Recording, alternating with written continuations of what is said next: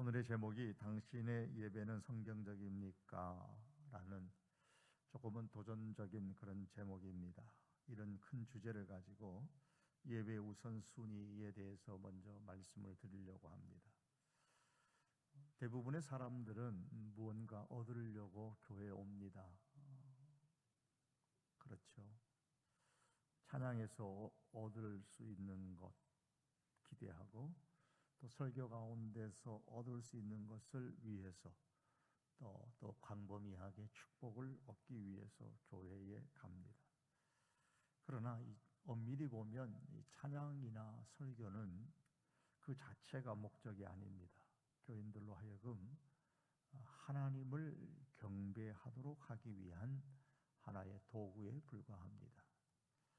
예배자의 참된 태도는 예배를 얻기 위한 행위가 아니라 드리기 위한 행위가 되도록 해야 합니다. 하나님으로부터 무언가를 받기 위해서가 아니라 무언가를 드리기 위해서 예배합니다. 물론 예배를 드릴 때에 얻는 것이 있습니다. 그러나 그것이 본질적인 목적은 아니라는 겁니다. 예배는 본질적으로 얻는 것이 아니라 하나님께 드리는 것입니다. 존 베가더는 예배는 최상의 존재에게 존경과 경애와 찬양과 영광을 드리는 것이라고 말했습니다. 예배라는 신약 성경의 단어는 프로스쿠네오라는 단어인데 의미는 절한다, 엎드린다 라는 뜻입니다. 그러므로 예배의 단어적 의미도 단어적 의미로 생각한다면 이 예배라는 것은 사람이 존경과 경외심을 갖고 최상의 존재이신 하나님께 엎드려 절한다라는 그런 뜻입니다. 하나님께 엎드린다, 하나님께 절한다라는 뜻입니다. 그러므로 우리는 예배할 때에 항상 예배를 드린다라는 그런 마음을 가져야 합니다.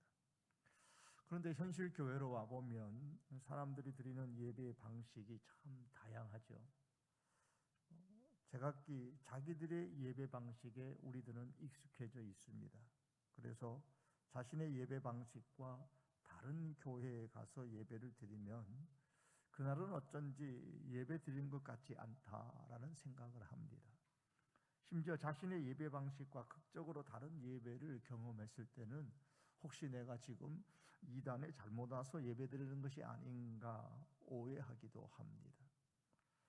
예배 중에 찬양하는 것만 봐도 그렇습니다.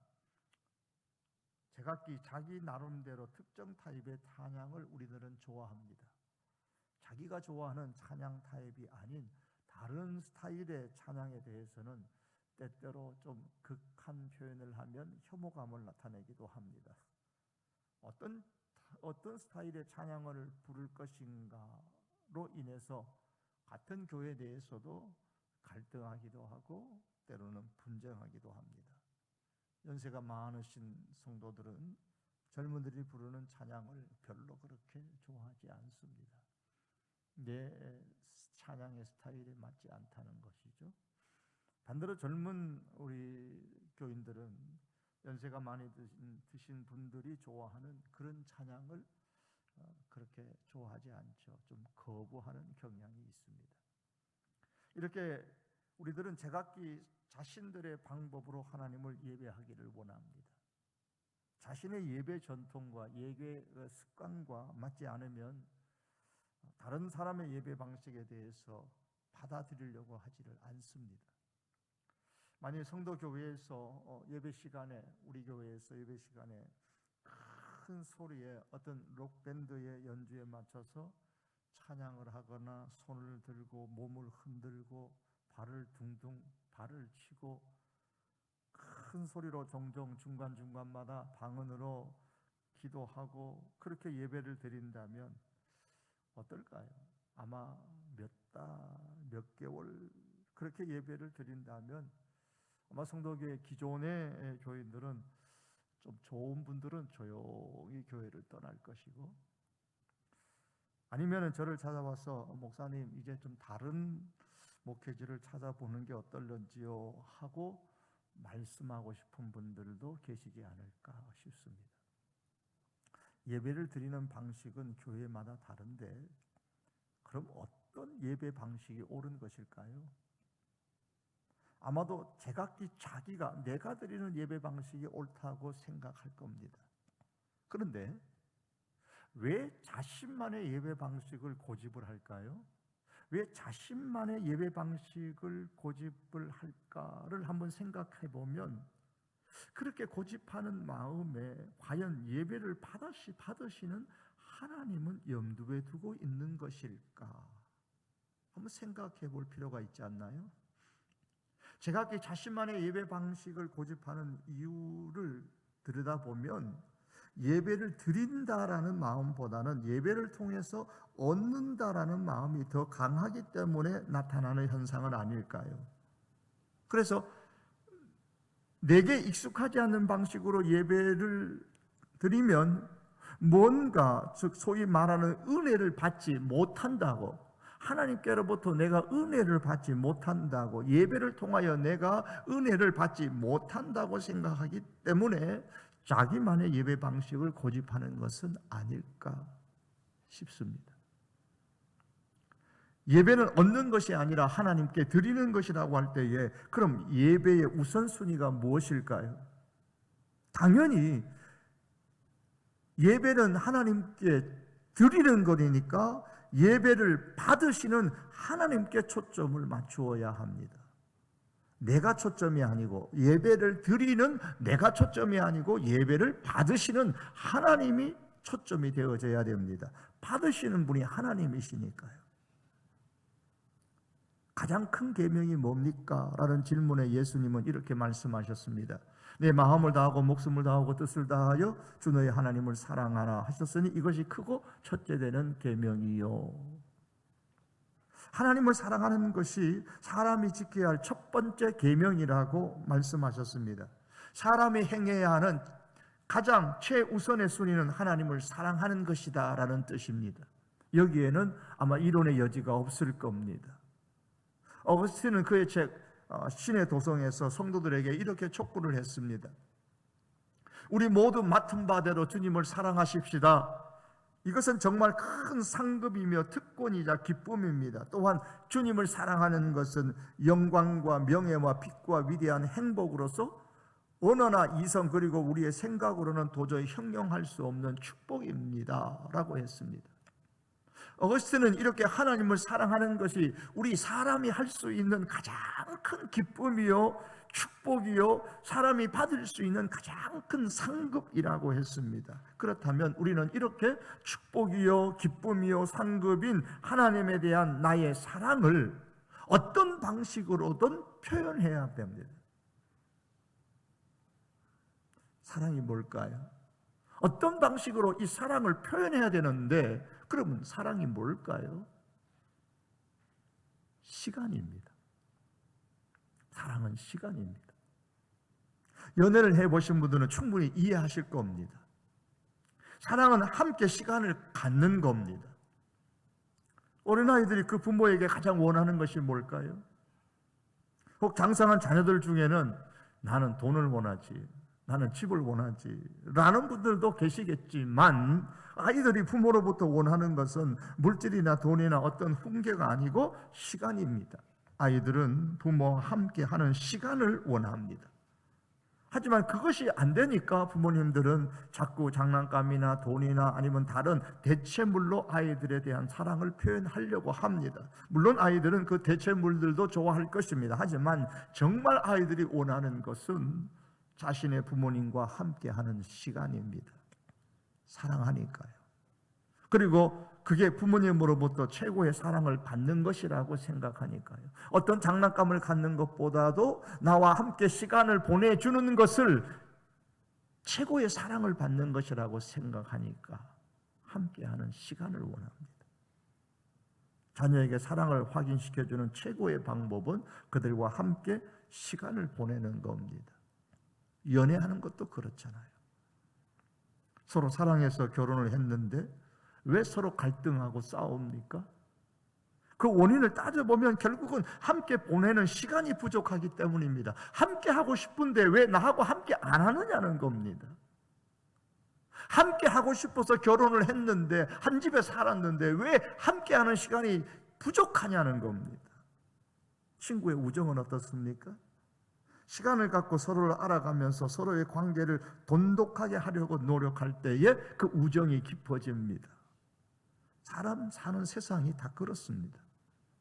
그렇다면 예수님께서 마음을 다하고 목숨을 다하고 뜻을 다하여 하나님을 사랑하는 것이 첫 번째 계명이다. 즉 사람이 해야 할 가장 최우선에 중요한 것이다 라고 하셨습니다.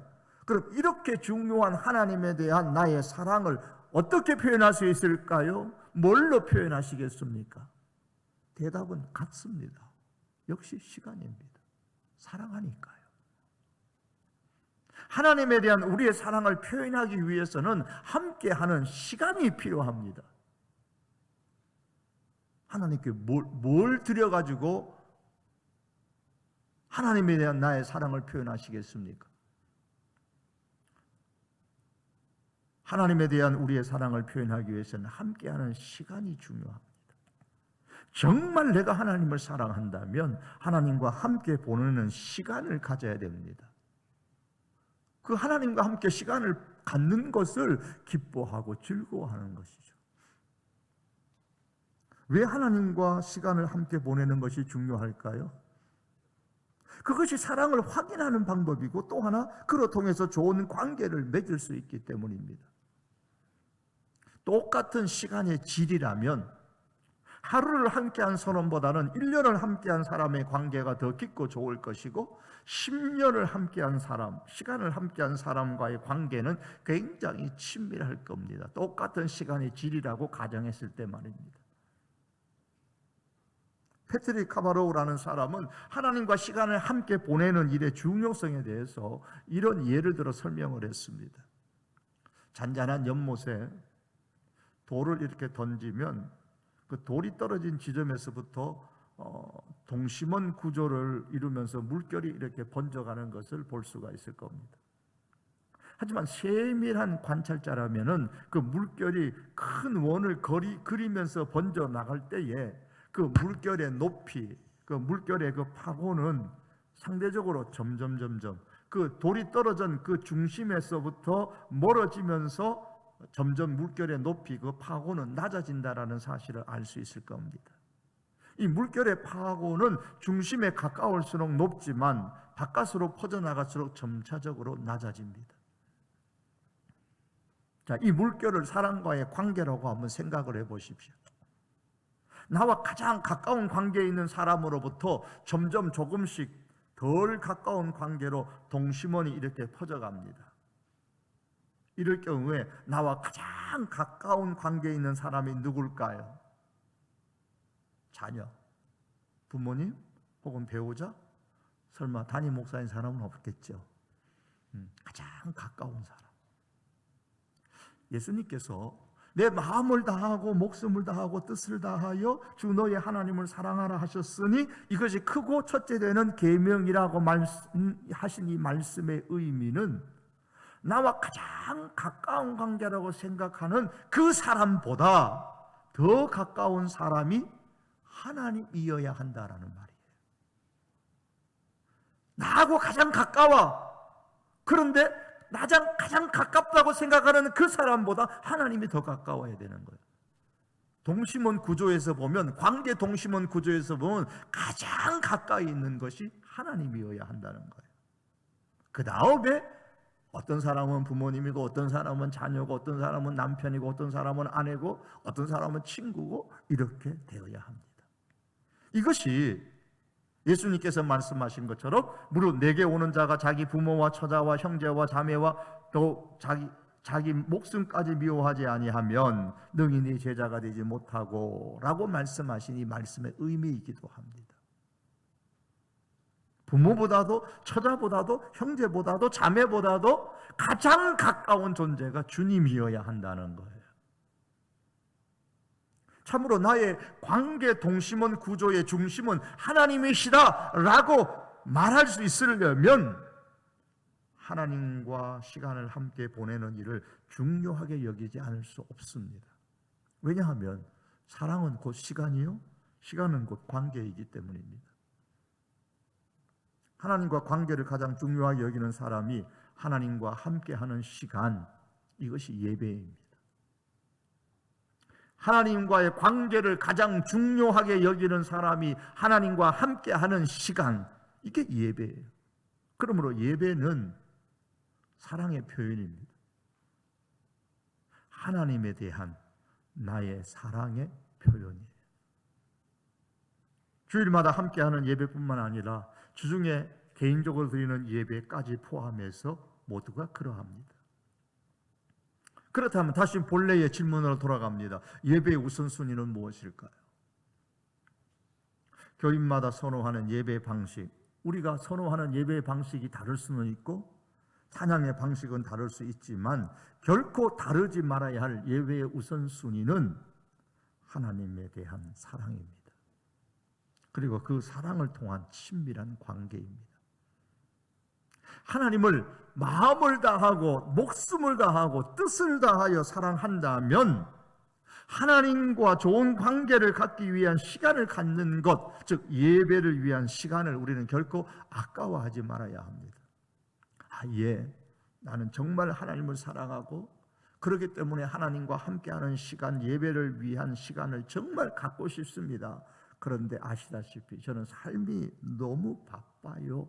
이해 좀 해주세요. 내가 마음을 다하고 목숨을 다하고 뜻을 다하여 사랑하는 사람이 있다고 한번 가정을 해보십시다. 어느 날 그 사람이 내게 다가와서 웃으면서 말합니다. 바쁘세요? 그럼 뭐라고 대답하시겠어요? 내가 마음을 다하고 목숨을 다하고 뜻을 다하여 사랑하는 사람이 있는데 그 사람이 어느 날 내게 와서 웃으면서 말합니다. 오늘 바쁘세요? 그럼 뭐라고 답하시겠어요?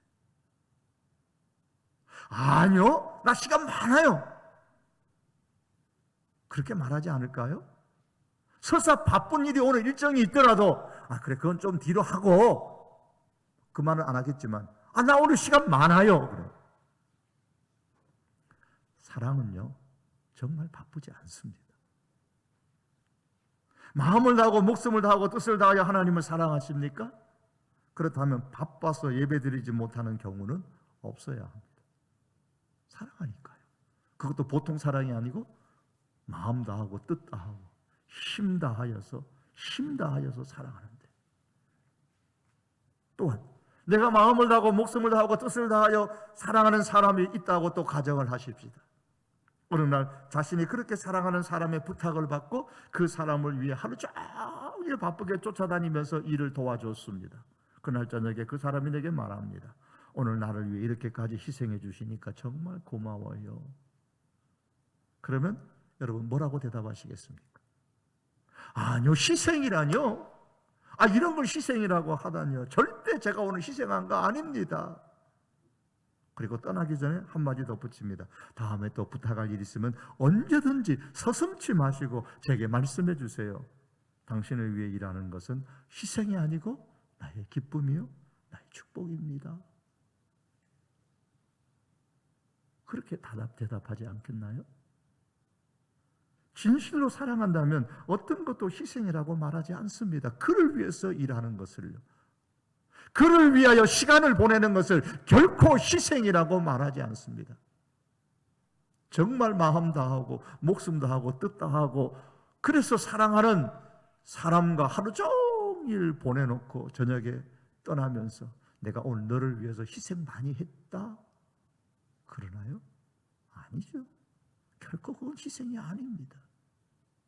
그렇다면 하나님께 예배드리는 것을 결코 나의 희생이라고 생각하지 말아야 합니다. 사랑은 바쁘지도 않고요, 사랑은 결코 희생이 아닙니다. 그러므로 예배를 하나님께 드리는 것으로 생각한다면 바빠서 예배 못 드리는 경우가 없어야 합니다. 예배를 결코 내 희생이라고 말하지 말아야 합니다. 그럼 예배에 있어서 가장 중요한 요소는 뭘까요? 어떤 사람이 예배를 드리고 나오는 교인에게 오늘 교회에서 드린 예배에 대해서 어떻게 생각하십니까? 라고 물었더니 우리 교회는 찬양대가 정말 훌륭해요.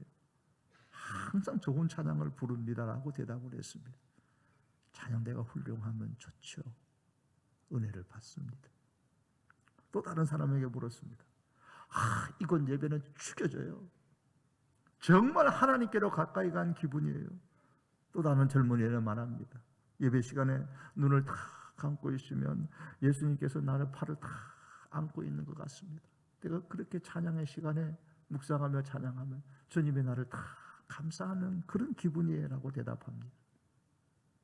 어떤 사람은 찬양이 중요하다고 말하고, 어떤 사람은 말씀이 중요하다고 말하고, 또 어떤 사람은 기도가 중요하다고 말합니다. 기도나 찬양이나 말씀이나 헌금이나 다 예배에 있어서 중요한 요소임에는 틀림이 없습니다. 그러나 이것들보다 더 중요한 요소가 있습니다. 세이스케라는 사람이 이런 글을 썼습니다.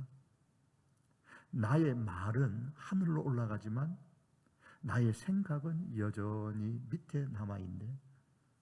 하지만 생각 없는 말은 결코 하늘에 닿을 수 없다네.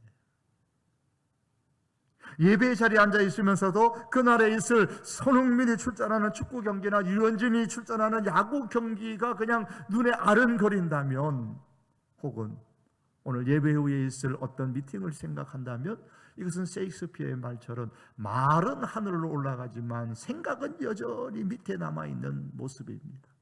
생각 없는 말이 결코 하늘에 닿을 수 없는 것처럼 마음이 없는 예배는 결코 하나님께 닿을 수가 없습니다. 그러므로 예배 드리는 시간에 있어서 가장 중요한 요소는 마음입니다. 내 마음. 그리고 이 마음은 먼저 코람데오, 다시 말하면 신전의식의 마음으로 나타나야 됩니다. 예배 가운데서 신전의식, 하나님 앞에 있는 마음이어야 됩니다.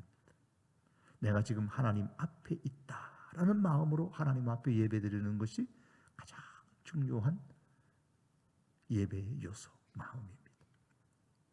성경은 위의 것을 생각하라 그랬습니다. 이 말씀은 일상생활뿐만 아니라 예배 시간에도 그대로 적용되는 말씀입니다. 코람데오, 신전의식, 위의 것을 생각하라는 이것은 예배 시간에는 마음을 다해 오직 하나님만 생각하고 하나님만 예배하라라는 뜻입니다.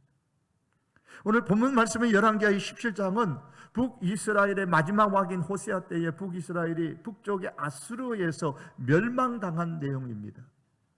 아수르가 이 북이스라엘을 멸망시키고 난 다음에 여러 지역의 사람들을, 아수르가 정복한 여러 지역의 사람들을 이 이스라엘 땅에 강제로 이주시켜 갖고 살게 만들죠. 그러다 보니까 온갖 그 이방의 풍속들이, 신앙들이 이 이스라엘 땅에 들어와서 그냥 잡동사니가 되어버렸습니다. 그것을 오늘 34절은 이렇게 말합니다. 33절에 보면 이와 같이 그들이 여호와도 경외하고 또한 어디서부터 옮겨왔든지 그 민족의 풍속대로 자기의 신들도 섬겼더라 그랬습니다.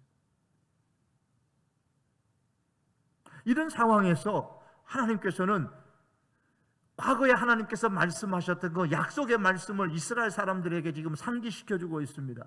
여호와만 경외하며 그를 예배하며 그에게 제사를 드릴 것이며 다른 신들을 경배하지 말며, 이런 내용들이 35장 5절에서부터 40절까지 계속되고 있습니다. 예배에 관해서 이미 말씀하셨던 그 약속의 말씀들을 지금 언급하고 계시는 겁니다. 결국은 이 본문 35절에서 40절의 말씀은 왜 북이스라엘이 아수르에 의해서 망하게 되었는지 그 원인을 지적하는 말씀입니다. 하나님만 경외하고 예배하라고 하셨음에도 불구하고 그렇게 하지 않는 것이 멸망의 원인이라는 말씀입니다. 이뤄볼 때에 예배는 단지 영적인 일만이 아닙니다. 예배는 개인의 삶은 물론이요 나라의 흥망성쇠까지 좌우하는 아주 중요한 요소가 됩니다. 그런데 과연 북이스라엘 사람들이 하나님을 예배하지 않았을까요? 정확하게 말하면 하나님을 예배하지 않은 것이 아니라 지금 17장에 말씀하는 것처럼 하나님도 예배하고 다른 이방신들도 예배했습니다. 마음이 오직 하나님께만 있지 않았던 겁니다. 마음이 하나님께만 있지 않으면서 지금 하늘을 향하여 하나님 앞에 예배하니 그 말하는 것이 하나님께 닿지 않은 겁니다. 그 예배가 하나님께 닿지 않은 거예요. 즉 다시 말하면 코람데오, 신전의식의 예배가 부재된 이 예배, 이것이 멸망의 원인이었습니다. 사랑하는 성도 여러분, 참된 예배는 하나님과의 관계를 증진시키고 하나님과의 관계는 우리의 삶과 나라의 운명까지도 영향을 끼칩니다. 내가 지금 하나님 앞에 있다는 마음으로 예배할 때에 하나님은 그 예배를 통해 우리와 보다 더 친밀한 관계를 맺으십니다. 그리고 그 친밀한 관계는 우리의 삶의 전 영역에 영향을 끼칩니다. 영적인 분야뿐만 아니라 삶의 모든 분야에 영향을 끼칩니다. 또 한 가지 예배드리는 우리의 마음은 하나는 신전의식의 마음으로 드려야 돼요. 코람데오의 마음으로 예배를 드려야 되는 것이 첫 번째 중요한 요소고, 또 한 가지 예배드리는 우리의 마음은 하나님에 대한 우리의 올바른 반응으로 나타나야 됩니다. 하나님에 대한 우리의 올바른 반응이에요. C.S. 루이스가 쓴 나니아 연대기라는 그 책에 보면 수많은 사람들이 거기서 처음으로 아슬란이라는 이름을 듣게 됩니다. 아슬란. 그런데 아슬란이 누구인지 설명을 듣기도 전에 많은 사람들이 서로 각각 다른 반응을 보입니다. 어떤 사람은 이상하게 그 아슬란이라는 말 속에서 흥분하고 영감을 받기도 하고, 그리고 또 어떤 사람들은 아주 불쾌감과 함께 의심쩍은 마음을 갖기도 합니다. 반응을 나타내는 거예요. 결국 이 이야기에서 사람들이 의인이 되느냐 악인이 되느냐 하는 것은 아슬란에 대한 그들의 반응에 따라서 결정됩니다. 아슬란에 대한 반응이 어떠냐는 거예요. 그런데 이 루이스가 말한 아슬란, 나니아 연대기에서 말한 아슬란은 예수님을 의미합니다. 성경은 말씀합니다. 고린도후서 2장 말씀에서 항상 우리를 그리스도 안에서 이기게 하시고 우리로 말미암아 각처에서 그리스도를 아는 냄새를 나타내시는 하나님께 감사하노라. 우리는 구원 얻는 자들에게나 망하는 자들에게나 하나님 앞에서 그리스도의 향기니 이 사람에게는 사망으로 쫓아 사망에 이르는 냄새요 저 사람에게는 생명으로 쫓아 생명에 이르는 냄새라. 누가 이것을 감당하리요? 고린도후서 2장의 이 말씀에 하면 둘 다 냄새는 똑같습니다. 왜냐하면 그 냄새가 어디로부터 나오는 냄새냐면 하나님 한 분에게서부터 나오는 냄새이기 때문에 냄새는 같은 냄새예요. 그런데 사람들의 반응, 그 냄새에 대한 사람의 반응은 극과 극입니다. 이 사람에게는 사망에 이르는 냄새고 저 사람에게는 생명에 이르는 냄새입니다. 하나님 한 분으로부터 나오는 그 냄새인데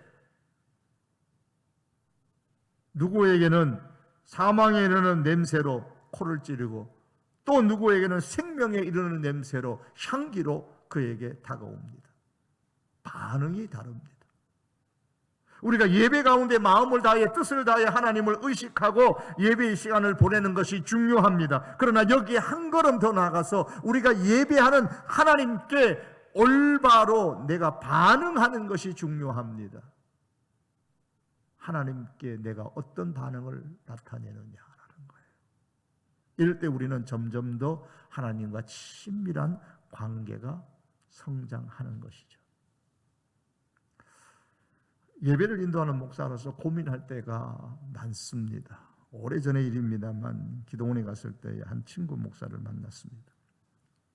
이런저런 이야기를 하는 중에 그 친구 목사가 자기 고민을 하나 털어놓았습니다. 지금까지 내가 설교한 것이 몇 번인데 도대체 교인들이 변하는 것 같지가 않아. 그게 그 목사의 고민이었어요. 주일에 설교하고 수요일 설교하고 금요일 설교하고 새벽마다 설교하고 손꼽아 보면 한 달, 두 달, 석 달, 1년, 2년, 3년, 4년, 5년 수없이 설교했는데 그 설교를 듣는 내 설교를 듣는 교인들이 변하는 것 같지가 않아. 이게 이 친구의 기도원에 와서 큰 마음의 부담으로 다가오는 고민이었습니다. 그런데 그 친구 목사의 고민만이 아닙니다. 저의 고민이기도 합니다. 얼마나 많은 예배를 인도하고 설교를 했는데 변하지 않는 교인들을 볼 때에 정말 고민스럽습니다. 예배는 변하는 것이어야 합니다. 다시 말하면 예배는 하나님과 우리와의 관계가 성장하는 것이어야 됩니다. 정말 사랑하는데 10일 만나나 100일 만나나 10년을 만나나 그 사람과 나와의 관계가 전혀 변하지 않는다면요, 성장하지 않는다면 좀 이상하잖아요. 어떻게 해야 예배를 통해 하나님과 우리와의 관계가 성장할 수 있을까요? 이게 결론입니다. 그 첫째가 예배를 얻는 것으로 생각하지 말고 드리는 것으로 생각하십시다. 예배는 하나님께 드리는 것입니다. 만일 예배하지 않았다면 하나님께로부터 받을 것을 내가 덜 받는 것이 아니에요.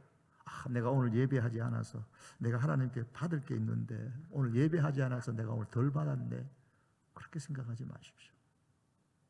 하나님께 받을 것을 덜 받는 것이 아니고 하나님께 드릴 것을 드리지 않은 겁니다. 마땅히 하나님께 드려야 되는데 못 드린 거, 안 드린 거예요. 예배를 얻는 것으로 생각하지 말고 드리는 것으로 생각하며 하나님께 예배를 해야 합니다.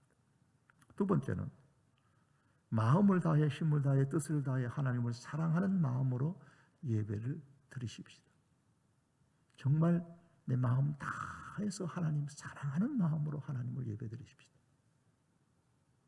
마음이 없는 첫마디의 말은 사람들도 좋아하지 않습니다. 마음이 없는 첫마디의 말을 한들 그 누가 좋아하겠습니까? 그런데 어찌 하나님께서 마음이 없는 예배를 받으시겠습니까? 예배의 방식은 다를지라도 이 교회 가면 이렇고 저 교회 가면 저럴 수 있을지 모르지만 예배를 드리는 그 마음만큼은 같아야 합니다. 방식은 달라도 마음은 같아야 합니다.